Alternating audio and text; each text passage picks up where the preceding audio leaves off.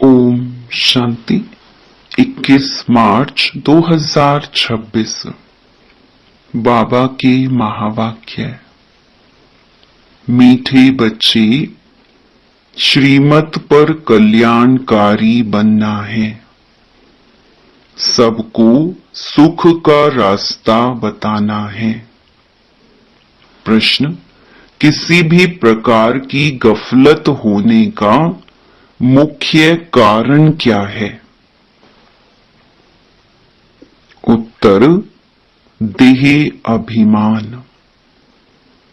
देह अभिमान के कारण ही बच्चों से बहुत भूलें होती हैं। वह सर्विस भी नहीं कर सकते हैं। उनसे ऐसा कर्म होता है जो सब नफरत करते हैं। बाबा कहते, बच्चे आत्म अभिमानी बनो। कोई भी अकर्तव्य नहीं करो। शीरखंड हो, सर्विस के अच्छे अच्छे प्लान बनाओ। मुरली सुनकर धारण करो, इसमें बेपरवाह नहीं बनो। गीत। छोड़ भी दे आकाश सिंहासन। ओम शांति। रूहानी बच्चों प्रति रूहानी बाप की श्रीमत। अभी हम सब सेंटर्स के बच्चों से बात कर रहे हैं। अब जो त्रिमूर्ति, गोला, झाड़, सीढ़ी, लक्ष्मी नारायण का चित्र और श्री कृष्ण का चित्र, यह 6 चित्र हैं मुख्य। यह जैसे पूरी प्रदर्शनी है। इनमें सब सार आ जाता है। जैसे नाटक के पर्दे बनाए जाते हैं एडवर्टाइज के लिए, वह कभी बरसात आदि में खराब नहीं होते हैं। ऐसे यह मुख्य चित्र बनाने चाहिए। बच्चों को श्रीमत मिलती है रूहानी सर्विस बढ़ाने लिए, भारतवासी मनुष्यों का कल्याण करने के लिए। गाते भी हैं, कल्याणकारी बेहद का बाप है तो जरूर कोई अकल्याणकारी भी होगा, जिस कारण बाप को आकर फिर कल्याण करना पड़ता है। रूहानी बच्चे जिनका कल्याण हो रहा है, वह इन बातों को समझ सकते हैं। जैसे हमारा कल्याण हुआ है तो हम फिर औरों का भी कल्याण करें। जैसे बाप को भी चिंतन चलता है कि कैसे कल्याण करें, युक्तियां बता रही हैं। 6x9 साइज के शीट पर यह चित्र बनाने चाहिए। दिल्ली जैसे शहरों में अक्सर करके बहुत मनुष्य आते हैं, जहां गवर्नमेंट की असेंबली आदि होती है। सेक्रेटेरिएट तरफ बहुत लोग आते हैं, वहां यह चित्र रखने चाहिए। बहुतों का कल्याण करने अर्थ बाप मत देते हैं। ऐसे टीन पर बहुत चित्र बन सकते हैं। देही अभिमानी बन बाप की सर्विस में लगना है। बाप राय देते हैं, यह चित्र हिंदी और अंग्रेजी में बनाने चाहिए। यह 6 चित्र मुख्य जगह पर लग जाए। अगर ऐसे मुख्य स्थानों पर लग जाएं, तो तुम्हारे पास सैकड़ों समझने के लिए आएंगे, परंतु बच्चों में देही अभिमान होने के कारण बहुत भूलें होती हैं। ऐसे कोई मत समझे कि मैं पक्का देही अभिमानी हूं। गलतियां तो बहुत होती हैं, सच नहीं बतलाते हैं। समझाया जाता है, ऐसा कोई कर्तव्य नहीं करो जो कोई खराब नफरत लाए, कि इनमें देह अभिमान है। तुम सदैव युद्ध के मैदान में हो और जगह तो 10-20 वर्ष तक युद्ध चलती है। तुम्हारी माया से अंत तक युद्ध चलनी है, परंतु है गुप्त, जिसको कोई जान नहीं सकते। गीता में जो महाभारत लड़ाई है वह जिस्मानी दिखाई है, परंतु है यह रूहानी। रूहानी युद्ध है पांडवों की, वह जिस्मानी युद्ध है जो परमपिता परमात्मा से विपरीत बुद्धि है। तुम ब्राह्मण कुल भूषणों की है प्रीत बुद्धि, तुमने और संग तोड़ एक बाप के संग जोड़ी है। बहुत बार देह अभिमान आने कारण भूल जाते हैं, फिर अपना ही पद भ्रष्ट कर लेते हैं, फिर अंत में बहुत पछताना पड़ेगा। कुछ कर नहीं सकेंगे। यह कल्प कल्प की बाजी है। इस समय कोई अकर्तव्य कार्य करते हैं तो कल्प कल्पांतर के लिए पद भ्रष्ट हो जाता है, बड़ा घाटा पड़ जाता है। बाप कहते हैं आगे तुम 100% घाटे में थे, अब बाप 100% फायदे में ले जाते हैं। तो श्रीमत पर चलना है। हर एक बच्चे को कल्याणकारी बनना है, सबको सुख का रास्ता बताना है। सुख है ही स्वर्ग में, नरक में है दुख। क्यों? यह है विषयस दुनिया, वह वाइसलेस थी, अब विषयस दुनिया बनी है, फिर बाप वाइसलेस बनाती है। इन बातों को दुनिया में कोई नहीं जानते हैं, तो मुख्य यह चित्र परमानेंट स्थानों पर लगने चाहिए। पहला नंबर दिल्ली मुख्य, सेकंड बॉम्बे और कलकत्ता। कोई को ऑर्डर देने से शीट पर बना सकते हैं। आगरा में भी घूमने के लिए बहुत जाते हैं। बच्चे सर्विस तो बहुत अच्छी कर रहे हैं, और भी कुछ कर्तव्य करके दिखाएं। यह चित्र बनाने में कोई तकलीफ नहीं है, सिर्फ एक्सपीरियंस, अनुभव चाहिए। अच्छे बड़े चित्र हों जो कोई दूर से भी पढ़ सके। गोला भी बड़ा बन सकता है, सेफ्टी से रखना पड़े, जो कोई खराब ना करे। यज्ञ में असुरों के विघ्न पड़ते हैं, क्योंकि यह हैं नई बातें। यह दुकान निकाल बैठी है, आखरीन में सब समझ जाएंगे कि हम उतरते आए हैं। जरूर कुछ खामी है, बाप है ही कल्याणकारी, वही बता सकते हैं कि भारत का कल्याण कैसे और कब हुआ है। भारत को तमो प्रधान कौन बनाते हैं, फिर सतो प्रधान कौन बनाते हैं, यह चक्कर कैसे फिरता है कोई नहीं जानते हैं। संगम युग को भी नहीं जानते हैं। समझते हैं भगवान युगे युगे आता है, कभी कहते हैं भगवान तो नाम रूप से न्यारा है। भारत प्राचीन स्वर्ग था, यह भी कहते हैं क्राइस्ट से 3000 वर्ष पहले देवताओं का राज्य था। फिर कल्प की आयु लंबी दे दी है, तो बच्चों को देही अभिमानी बनने की बड़ी मेहनत करनी है। आधा कल्प सतयुग और त्रेता में तुम आत्म अभिमानी थे, परंतु परमात्म अभिमानी नहीं थे। यहां तो फिर तुम देही अभिमानी बन पड़े हो, फिर देही अभिमानी बनना पड़े।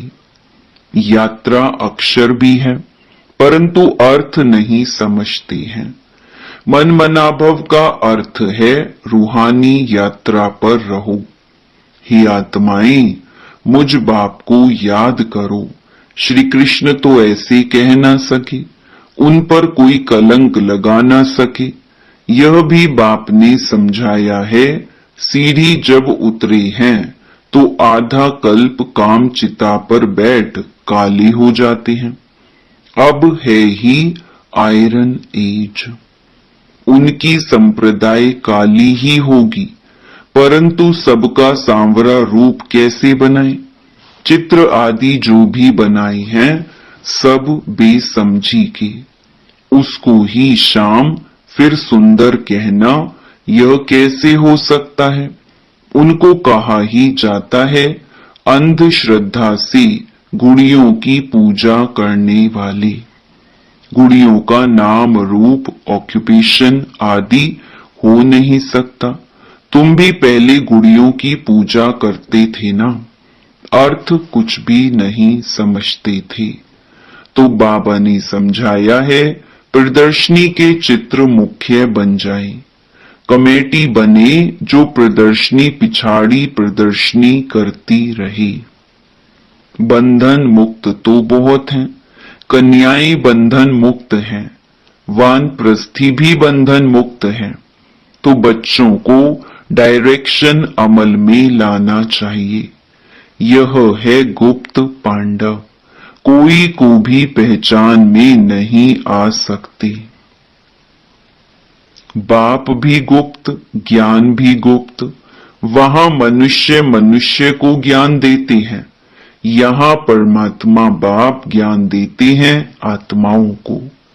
परंतु यह नहीं समझते कि आत्मा ज्ञान लेती है, क्योंकि वह आत्मा को निर्लेप कह देते हैं। वास्तव में आत्मा ही सब कुछ करती है। पुनर्जन्म आत्मा लेती है कर्मों के अनुसार। बाप यह सब पॉइंट्स अच्छी रीति बुद्धि में डालते हैं। सब सेंटर्स में नंबरवार देही अभिमानी है, जो अच्छी रीति समझते और फिर समझाते हैं। देह अभिमानी ना कुछ समझते ना समझा सकते हैं। मैं कुछ समझती नहीं हूं, यह भी देह अभिमान है। अरे तुम तो आत्मा हो। बाप आत्माओं को बैठ समझाते हैं। दिमाग ही खुल जाना चाहिए। तकदीर में नहीं है तो खुलता ही नहीं। तो बाप तदबीर कराते हैं, परंतु तकदीर में नहीं है तो पुरुषार्थ भी नहीं करते हैं। है बहुत सहज, अल्फ और बे समझना है। बेहद के बाप से वर्षा मिलता है। तुम भारतवासी सब गॉड गॉडेस थे, प्रजा भी ऐसी थी। इस समय पतित बन पड़े हैं। कितना समझाया जाता है, अपने को आत्मा समझ बाप को याद करो। बाप कहते हैं बच्चे, हमने तुमको गॉड गॉडेस बनाया, तुम अब क्या बन गए हो? यह है कुंभी पाक नरक। विषय वैतरणी नदी में मनुष्य, जानवर, पंछी आदि सब एक समान दिखाती हैं। यहां तो मनुष्य और ही खराब हो पड़े हैं। मनुष्यों में क्रोध भी कितना है, लाखों को मार देते हैं। भारत जो वैशाल्य बना है, फिर इनको शिवालय शिव बाबा ही बनाते हैं। बाप कितना अच्छी रीति समझाते हैं, डायरेक्शन देते हैं, ऐसे ऐसे करो, चित्र बनाओ। फिर जो बड़े बड़े मनुष्य हैं उनको समझाओ। यह प्राचीन युग, प्राचीन नॉलेज सबको सुननी चाहिए। हॉल लेकर प्रदर्शनी लगानी है, उन्हों को तो पैसे आदि कुछ नहीं लेने चाहिए। फिर भी जो ठीक समझो तो किराया लो। चित्र तो आप देखो, चित्र देखेंगे तो फिर झट पैसे वापस कर देंगे। सिर्फ युक्ति से समझाना चाहिए। अथॉरिटी तो हाथ में रहती है ना, चाहे तो सब कुछ कर सकते हैं। वह थोड़े ही समझते हैं, विनाश काले विपरीत बुद्धि तो विनाश को प्राप्त हो गए। पांडवों ने तो भविष्य में पद पाया, सो भी राज्य पीछे भविष्य में होगा, अभी थोड़े ही होगा। यह मकान आदि सब टूट जाएंगे। अब बाप ने समझाया है, प्रदर्शनी भी करनी चाहिए। खूब अच्छी तरह से कार्ड पर निमंत्रण देना है। तुम पहले बड़ों को समझाओ तो मदद भी करेंगे, बाकी सोए नहीं रहना है। कई बच्चे देह अभिमान में सोए रहते हैं। कमेटी बनाई, शीर खंड हो प्लान बनाना चाहिए।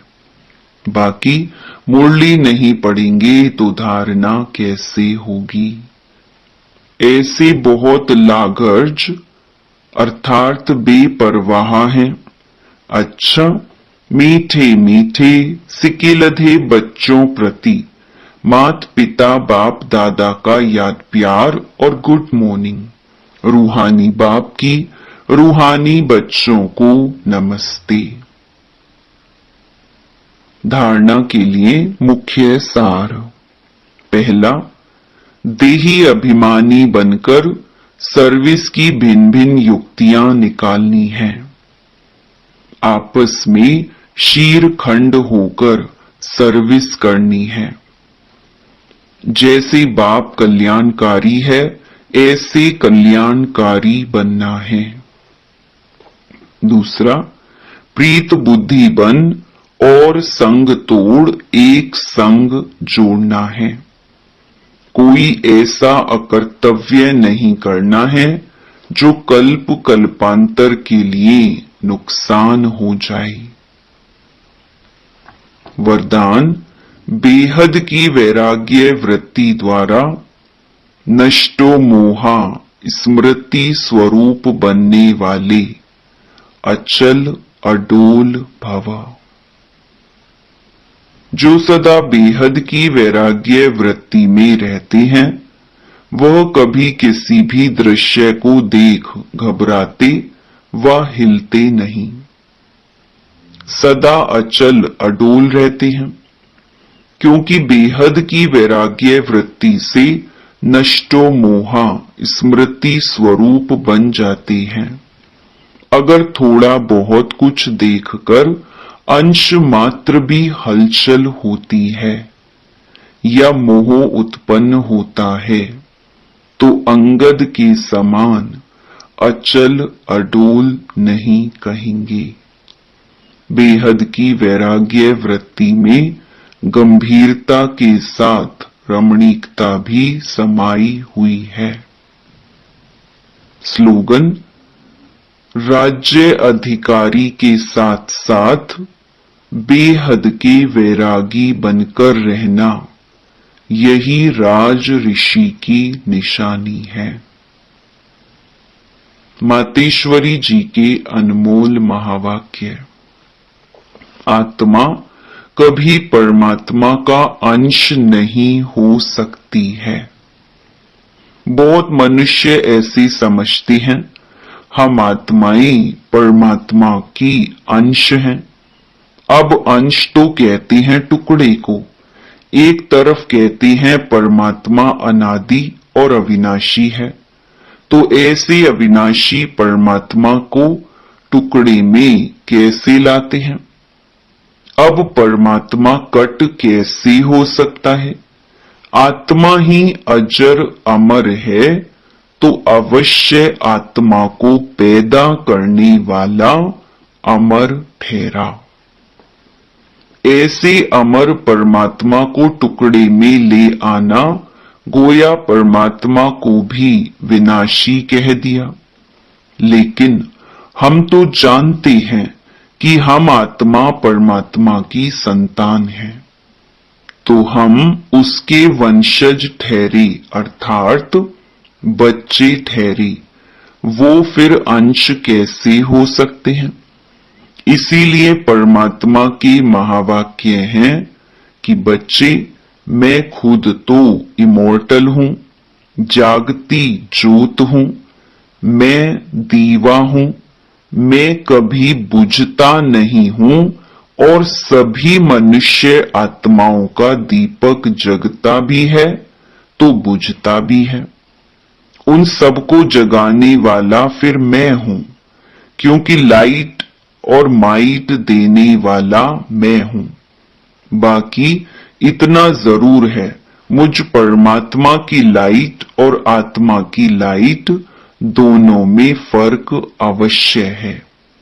जैसे बल्ब होता है, कोई ज्यादा पावर वाला कोई कम पावर वाला होता है, वैसे आत्मा भी कोई ज्यादा पावर वाली कोई कम पावर वाली है। बाकी परमात्मा की पावर कोई से कम ज्यादा नहीं होती है।